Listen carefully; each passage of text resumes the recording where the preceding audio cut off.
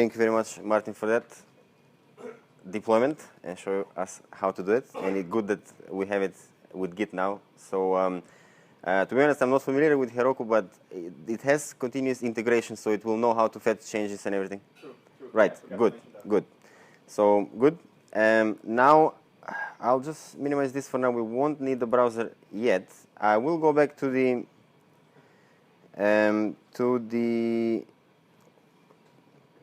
Hello Node project, which I think we. Let me just open it in Sublime Text. You can open it again in any text editor you want. If some of you is using Visual Studio, for example, it has an integrated IDE. The free version of Visual Studio does not support this, but if you have any version that is paid, you'll be able to basically install extension for Node.js, so you can also debug there, which is really handy and really nice. However, we'll just stick to this text editor here. Right, so we have a get, which is pointing to the base directory. We also have a get that is pointing to a URL, base and then /hello URL. And what I didn't mention before is that the reason why people are tending to use Node.js instead of other technologies is that Node.js is asynchronous by default. So what it means that it's not waiting for input-output operations that are done, for example, on the file system or in database. Because or for example, to connect to the network, that's an I/O operation, and Node.js is not waiting for that. So it does not allocate a thread just for that particular operation, and it's not waiting, which means that thread is available to handle additional requests that are done from other sites. And yeah, that's basically out of the box. So that's by default. If you want to do something like this, for example, in .NET, you have to, and if you want to do it in web forms, for example, then you have to do some real coding to get this done. However, with the new .NET 4 and 4.5, I think, you have the async and await keyword, for example. I'm not sure. I'm just trying to do an analogy how asynchronous, asynchronicity between Node.js and .NET. Now, right, so that was a bit of me blabbing, but let's go and create another route. In this case, we'll create a route that takes in a post verb. So, but before doing that, we need to install additional package, because in order to handle the response from the user, from the body, we need an additional package. Node.js is really small by itself, but then you need to install all these additional modules in order to handle requests, for example. And we go back to the terminal. Make sure you're in the actual folder where the project is. And then type. Right, we want to install Express Validator. So we go sudo npm install Express Validator, and then --save. Don't forget to add this flag, because it will save, it will download the dependency, it will put it in Node modules, and then it will update the actual project.packages.json file. So with a little bit of luck, I think this is what we need. And then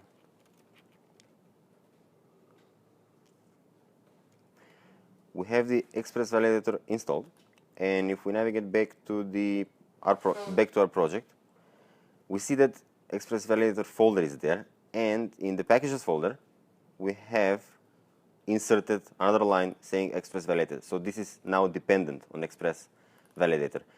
In app.js this time, so open the app.js file, we need to require this.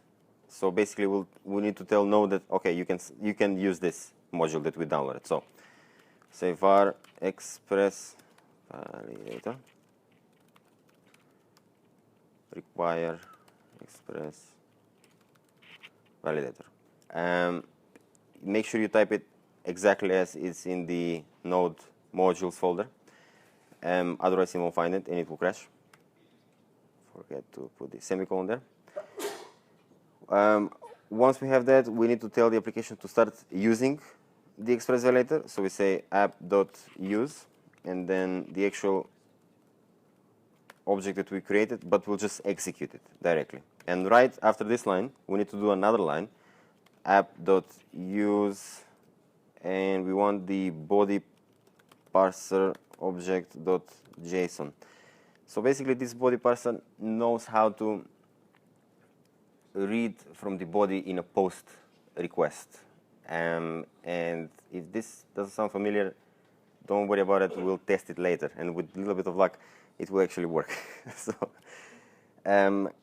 So now, since we have these requirements here in the app.js folder, we go back to the index.js where we wanted to write the actual post route. So we say router.post, post this time.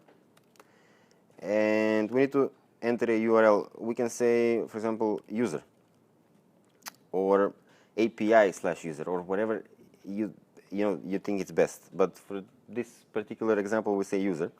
And then, since it's asynchronous, it will want to know what to do after this request has been done. So I'll say function takes in the request, response, and next.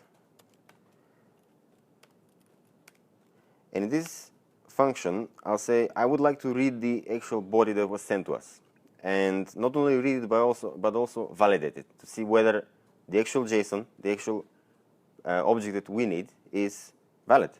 So I'll say request dot check body, and this takes in two parameters. The first one is the actual parameter that we're passing, name. And then if, for example, it's invalid, for example, the message to be shown, I would like this to be not empty. And if it's empty, then I want to show this message. Name cannot be empty. If you need additional validations on the name parameter, you can just do another one. Request.checkBody name cannot be integer, for example. You say, or if it, okay, now we'll do it for the age. Same, because I want somebody to pass me a name and the age of the person. So request.checkBody, not body.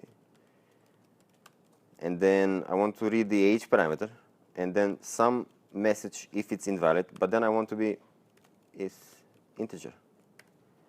And make sure you're typing this correctly, because it is obviously case sensitive, and it always starts with a lower letter and then camel case, basically.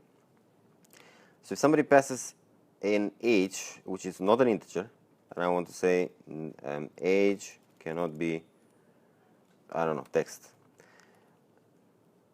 So these are the two requirements that we need, and now we will create the validator object. I'll just open this a bit more. Now, if there are some errors, let me just go to my notes real quick. If there are some errors, then I'll say var validation errors.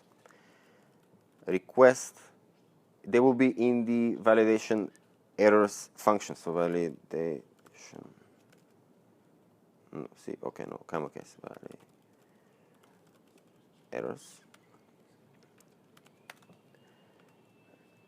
If there are any errors, this variable will be populated, and we want to see if validation errors. So if there is something in there, then we want to pass in error data, which will be, for example, a JSON object, error data, a JSON object that will take the actual error, whatever, you can pass in whatever you want. I can say in valid request. And message, which will be the val errors, I presume. Yes, that's correct. So if this is true, I don't want to continue execution. So I'll say return response.send the error data. So if it goes in this code block, and if it ends here, see, I misspelled again. Error, be careful with this, error data. If it goes to this code block, it will return and it won't continue. Otherwise, I'll probably want to save this input from the user, preferably in a database. In this case, we'll just pass it back to the, like you're posting an object and then you just pass it back to see, and if it comes back, then it's okay. So most probably save to database here in a real world scenario. But in our case, we'll create a profile, which is a JSON object with name, whatever it was passed in, but what was passed in? And this is the module that we installed before, the Express Validator. And this Express Validator knows how to read from the body.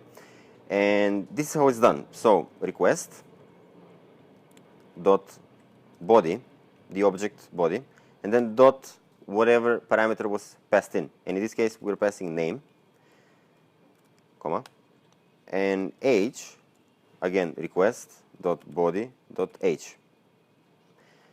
These two properties will be passed in by the user. And we create the profile, and then we want to send it back to the user. So we'll say response.send profile. Just checking whether that's all good. Yeah, we are good. Make sure you save this. I'll just go back here and save it. That looks okay. And with a little bit of luck, this will work. So go back to the terminal. We want to start the server listening for requests. So npm start. Make sure you're in the correct folder. Once this is done, right, we now need to basically simulate the post. Chrome for it? Right, okay, right, I know, that's okay then. Yeah. I know with Chrome. So with Chrome, we can simulate this using the REST client. You can use basically any, there's probably one, well, actually you don't need to use it because this is just for testing purpose to see whether this will work. So don't do it. I'll change the verb to post and local host 3000, and then what we had user, right? Let's go back really quick. Was it user? Post user. When I'm calling this URL, do this. So we're gonna do it. User. In the body, we will send a JSON object. That is super tiny, but it's fine. What we'll do, we want a name. I'll just put my name again. And age, I don't know, I'll just 19 again. I'm not 19, by the way, so in case somebody wondered. Right. Yeah, well, this should work. Let's click send and see what happens. Unable to send request. And Actually, with this tool, I believe you need to have the name and the age in. yeah, right. Yeah, those up so. It could be. Could be. You know what? Scratch that. So I'll say this is like 2 megabytes. Okay. So you can just delete it after we're done. 3.5 actually, but it's still not bad. So maybe we have an error in the application, but for some reason Google Chrome is not telling us. This thing will basically tell us if something's wrong. Okay, sorry for the delay. I will pick that for you. That's done. You know where it is now. I think somewhere security.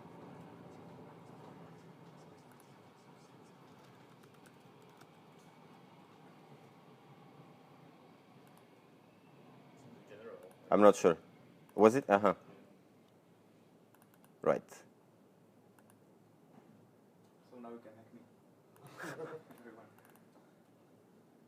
Open. Okay, let's see. So basically this is the same thing, and make sure the server is listening, and it is.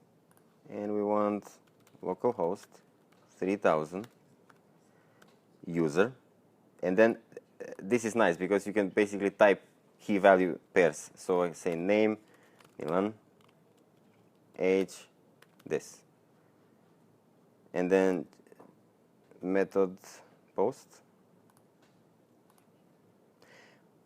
It's working. So this is basically what we needed. I'm not sure why Google Chrome was complaining, but that doesn't really matter. Maybe there is some, we misspelled JSON or whatever, I don't know, but this is actually working. So, or actually we missed the HTTP, I think.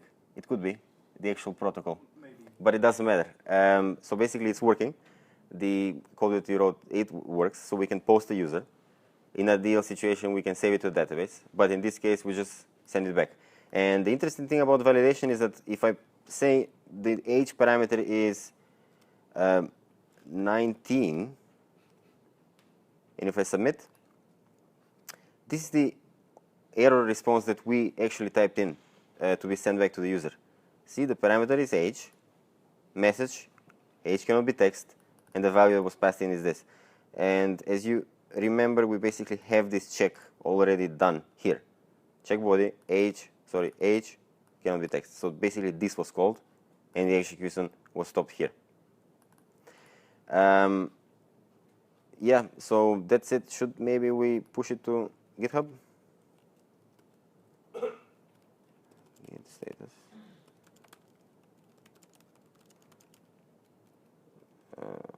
Post request.